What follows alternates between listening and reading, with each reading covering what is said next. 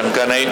आमचे सहकारी मित्र आमदार मान्य संजयजी बनसोडे यांचं पूर्ण लक्ष आणि पूर्ण सहकार्य त्यांचं आणि त्यांच्या टीमचं आणि जिल्हा प्रशासनाचं या अधिवेशनाला आणि सर्व पत्रकार येणाऱ्या पत्रकार बंधूंच्या बाबतीमध्ये आहे. त्यामुळे आपल्याला कुठलीही अडचण उणिवा या ठिकाणी भासणार नाहीत.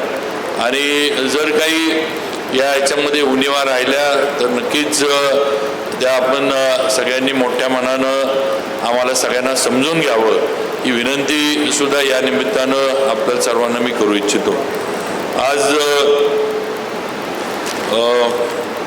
हे अधिवेशन ज्याचा उल्लेख मी केला की आमदार संजय बनसोडे यांच्या कार्यक्षेत्रात होत आहे, त्याचा नक्कीच मला आणि सगळ्यांनाच विशेष आनंद आहे. मगाशी देशमुख साहेबांनी तो उल्लेख केला की या ठिकाणी साहित्य संमेलन उदगीरकरांनी आणि बनसोडे साहेबांनी यशस्वीरित्या करून दाखवलं. आणि या आधीसुद्धा संजयजी बनसोडेंनी प्रयत्न केला या ठिकाणी अधिवेशन आपलं व्हावं, पण काही अडचणी येत गेल्या त्यामुळे झालं नाही. पण आज ती त्यांची इच्छा मान्य देशमुख साहेब आणि त्यांचे सर्व सहकारी जे आहेत सगळ्यांनी मिळून पूर्ण केली. त्याबद्दल देशमुख साहेबांचं मी मनापासून मी सुद्धा त्यांचं आभार मानतो. आज मला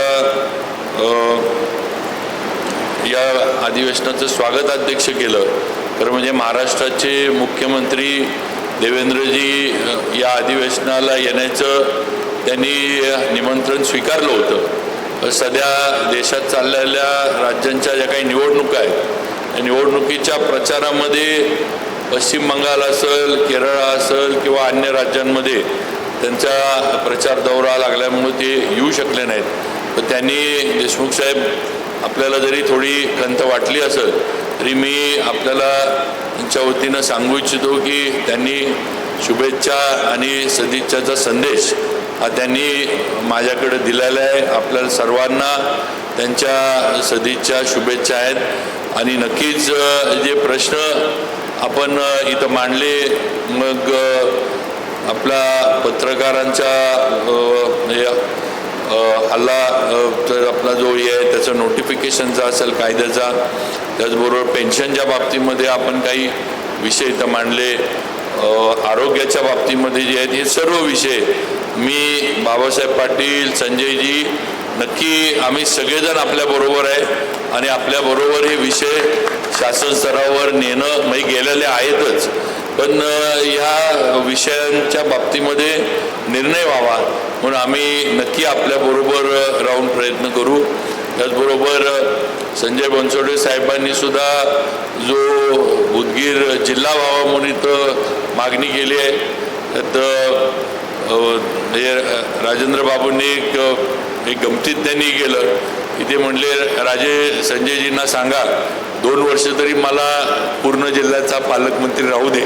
लगेच हे गमतीचा भाग होता पण नक्कीच. आणि आपल्याला सगळ्यांना माहीत आहे की आता त्यांनी पालकमंत्री म्हणून माझ्याकडे ढकललं की आता तुम्ही बघा आम्ही बाकी तयारी केली आहे. परंतु तुम्हाला पण माहीत आहे, बाबासाहेब पाटलांना माहीत आहे की आमच्यापेक्षा थेट मुख्यमंत्र्यांपर्यंत पोचणारा माणूस आपला आमदार आहे. त्यामुळं आम्हाला आपलं कधी पकडून न्यायचं त्यांनी सांगा, आम्ही त्यांच्याबरोबर मागं म्हणजे त्यांनी म्हटलं की झालंच पाहिजे म्हणायला आम्ही त्यांच्या मागं जायला तयार आहे. तेव्हा आपले आमदार काही ताकदीनं कमी आहेत असं नाही, त्याची ताकद राज्य सरकारमध्ये मोठी आहे. आणि नक्कीच जी अपेक्षा आपली आहे ती मुख्यमंत्री उपमुख्यमंत्री शिंदेसाहेब असतील, आपल्या सुनेत्रा वहिनी असतील यांच्या माध्यमातून नक्कीच ही अपेक्षा पूर्ण होईल. आपला पाठपुरावा चालू आहे, आपली अपेक्षा आहे. बाकीचं सगळं जे आहे ते आपण इन्फ्रास्ट्रक्चर जे म्हणतो आपण ते जिल्हा होण्यासाठी आपण तयार करून ठेवलं आहे.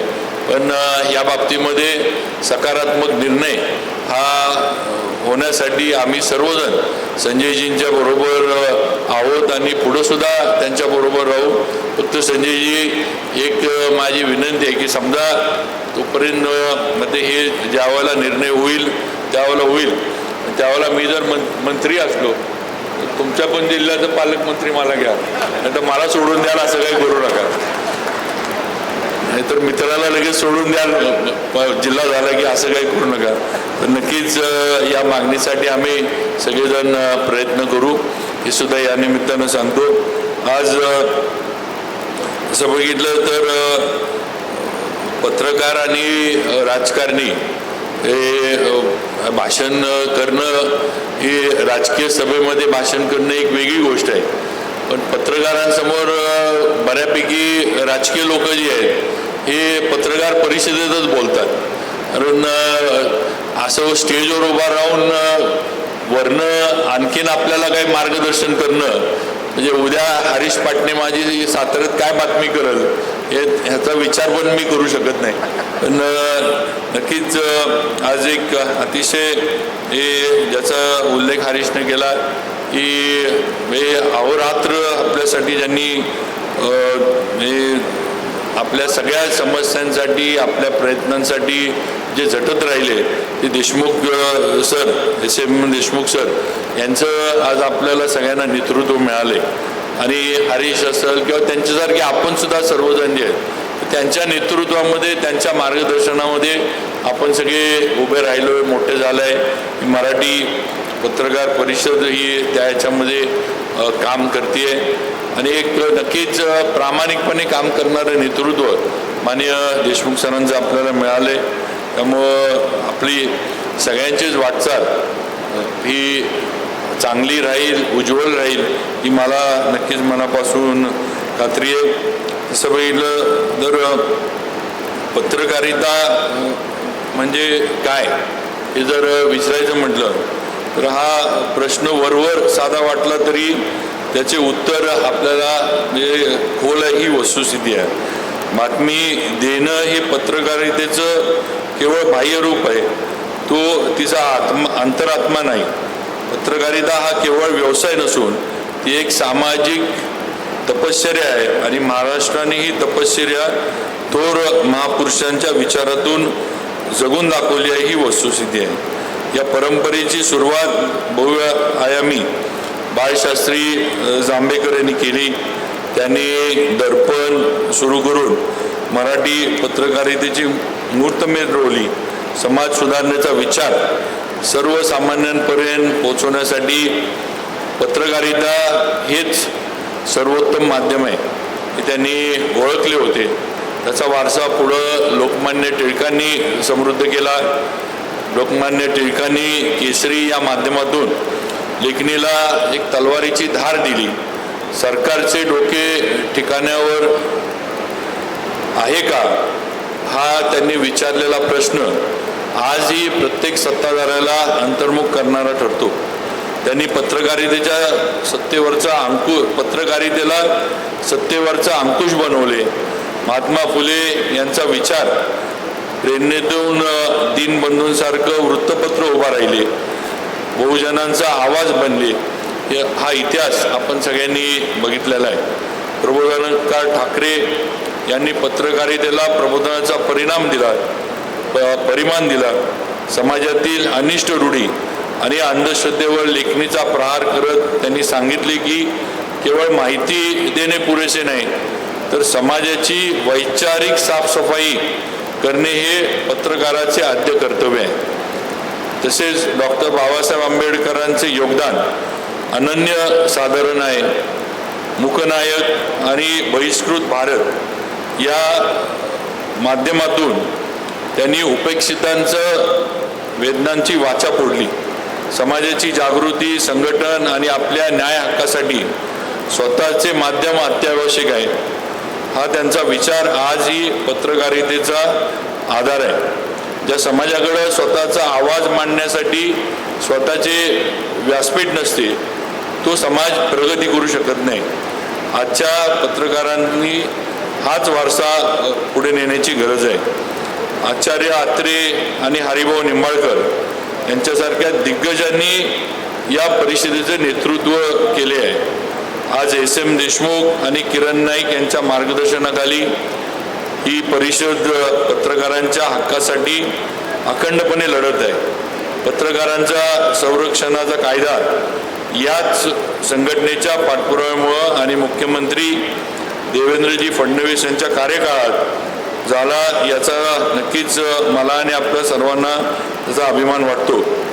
मुंबई गोवा महामार्गाच्या संदर्भात परिषदेनं केलेल्या आंदोलनाची सुद्धा दखल ही राज्याच्या सार्वजनिक बांधकाम मंत्री म्हणून मी नक्कीच गांभीर्याने घेतली आहे. आणि लवकरच परवासुद्धा माननीय गडकरी साहेब कोकणात राणेसाहेबांच्या याला आले होते, त्यावेळेला त्यांनी सुद्धा सांगितले की आता मे महिन्यापर्यंत आपण अगदी 99% या मुंबई गोवा हायवेचं काम हे पूर्णत्वास नेतो.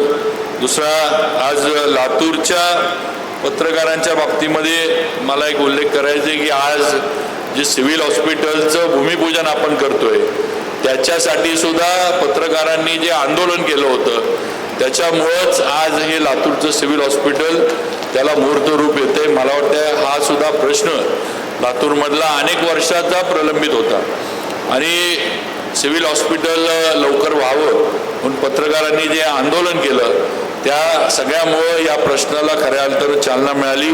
आणि आज हे सिव्हिल हॉस्पिटल माननीय देवेंद्रजींच्या मान्यतेनंतर आणि आपले आरोग्य मंत्री आंबेडकर साहेब यांच्या मार्गदर्शनाखाली आपण आता उभं करायला निघालोय. तेव्हा पत्रकारांचं या बाबतीमध्ये सुद्धा मी लातूर जिल्ह्याच्या पत्रकारांचा मनापासून आभार मानतो. आपण दिलेल्या लढ्याला हे मूर्त रूप किंवा अंत त्याचं जे आहे ते आज संध्याकाळी आपण त्याचं भूमिपूजन करून त्याला आता सुरुवात करतोय. आधी जरी 100 बेडचा प्रकल्प असला तरी हा पहिला टप्पा आहे आणि दुसऱ्या टप्प्यामध्ये अजून या सिव्हिल हॉस्पिटलचं विस्तार जो आहे हा केला जाणार आहे हे सुद्धा आपण सगळ्यांनी लक्षात ठेवावं ही विनंती या निमित्तानं करतो. आज आपण आर्टिफिशियल इंटेलिजन्स आणि माहितीच्या विस्फोटाच्या युगात आहोत. बातम्यांचा वेग वाढला असला तरी सत्यावरचे संकटही गडद झाले आहे. माहितीचा महापूर असताना सत्याचा दुष्काळ पडू नये ही आपली सामूहिक जबाबदारी आहे, सामुदायिक जबाबदारी आहे. यंत्रमानव कितीही प्रगत झाला तरी ते मानवी संवेदना आणि पत्रकाराची विवेकबुद्धी जागा घेऊ शकणार नाही. हे मी नक्कीच आपल्याला किंवा स्टेजवर पण सगळ्यांना आहे की मी सुद्धा एक त्या विचारसरणीचा एक व्यक्ती किंवा एक हे आहे की सोशल मीडियावर किती जरी न्यूज आपण वाचल्या किंवा दिवसाची सुरुवात मोबाईल ओपन करून जरी आपण सोशल मीडिया तपासून गेली तरी हातामध्ये जोपर्यंत वर्तमानपत्र येत नाही तोपर्यंत दिवस सुरू झाला असं मला तरी नक्की वाटत नाही. त्यामुळं पेपर जो ज्याला आपण रोजच्या रोज हातामध्ये पेपर पडला पाहिजे आणि पेपर चाळून त्याच्यातल्या वेगवेगळ्या बातम्या त्या बातम्यांमधलं काय घडले कुठं घडले जे काय असेल ते जोपर्यंत नजरेखालनं जात नाही डोळ्याच्या खालनं जात नाही तोपर्यंत दिवस आपला सुरू झालाय असं मला तरी वाटत नाही ही वस्तुस्थिती आहे. त्यामुळं AI आणि बाकीचे सगळे माध्यम जरी असले तरी शेवटी मला जे वाटतंय की प्रिंट मीडियाची जी एक हे गरज जी आहे ती कधीही कमी होणार नाही ही वस्तुस्थिती आहे. बाबूजी इथं आहेत, राजेंद्र बाबू इथं आहेत, मी त्यांना पण विनंती करीन की AIच्या बाबतीमध्ये सुद्धा पत्रकारांनी AIवर आपण किती अवलंबून राहायचं ह्याचा पण विचार थोडा करणं गरजेचं आहे. टेक्नॉलॉजी गरजेची आहे, उपयोगी आहे, सगळं बरोबर आहे, पण टेक्नॉलॉजी हा आपल्या पत्रकारितेला पर्याय होऊन जाऊ नये किंवा त्याच्यावर आपण अवलंबून होऊ नये याची सुद्धा खबरदारी मला वाटते पत्रकारांनी आणि परिषद असेल आणि सर्वच वृत्तपत्रांनी घेतली पाहिजे असं एक सूचना या निमित्तानं मला करावीशी वाटते. कारण जेवढं आपण AI चांगलं आहे, AIचं जेवढं आपण उदोउदो करतोय तेवढंच AI घातक सुद्धा आहे हे सुद्धा आपल्याला सगळ्यांना दिसतंय. त्यामुळे या बाबतीमध्ये सुद्धा या सगळ्या गोष्टीचा जो काही वापर आहे तो नीटनेटका जबाबदारीनं आणि गरजेपुरता या आपल्या पत्रकारितेच्या क्षेत्रामध्ये व्हावा अशी नक्कीच एक अपेक्षा व्यक्त करतो. या 2 दिवसाच्या अधिवेशनात पत्रकारांच्या प्रश्नांची उजळणी होईल, विचारांची देवाणघेवाण होईल या अधिवेशनातून जे निवेदन तयार होईल ते आपण माझ्याकडे व मंत्री बाबासाहेब पाटील साहेब यांच्याकडे जरूर द्यावे. संजय बनसोडे हे उदगीरचे आमदार म्हणून स्थानिक पातळीवर पत्रकारांच्या प्रश्नाची नेहमीच दखल घेत आलेले आहेत. त्यांच्या सहकार्याने आम्ही मुख्यमंत्री महोदयांच्या उपस्थितीत नक्कीच आपल्या प्रश्नांसाठी बैठक लावून पत्रकारांशी संबंधित प्रश्नांची सोडवणूक निश्चितपणे करू हे या निमित्तानं सांगू इच्छितो. उदगीरच्या या किल्ल्याने अनेक ऐतिहासिक युद्ध पाहिली आहेत, पण आजचे युद्ध शस्त्रांचे नाही, ते सत्य आणि असत्य यांच्यातील आहे, माहिती आणि अपप्रचार यांच्यातील आहे, विवेक आणि आवेश यांच्यातील आहे. या वैचारिक युद्धात तुम्ही सर्व पत्रकार आघाडीचे शिलेदार आहात. तुमची लेखणी नेहमीच सत्याच्या शाईने चालत राहू. इतिहास कधीही क्षमाशील नसतो, तो केवळ नोंद ठेवत असतो. पुन्हा एकदा या अधिवेशनाचा स्वागताध्यक्ष म्हणून मला देणाऱ्या मराठी अध्यक्षपद देणाऱ्या मराठी पत्रकार परिषदेचा मी मनापासून आभार मानतो. त्याचबरोबर सर्व मान्यवरांचे आणि पत्रकार बंधू भगिनींचे पुन्हा एकदा स्वागत करून अधिवेशनास शुभेच्छा देतो. जय हिंद, जय महाराष्ट्र.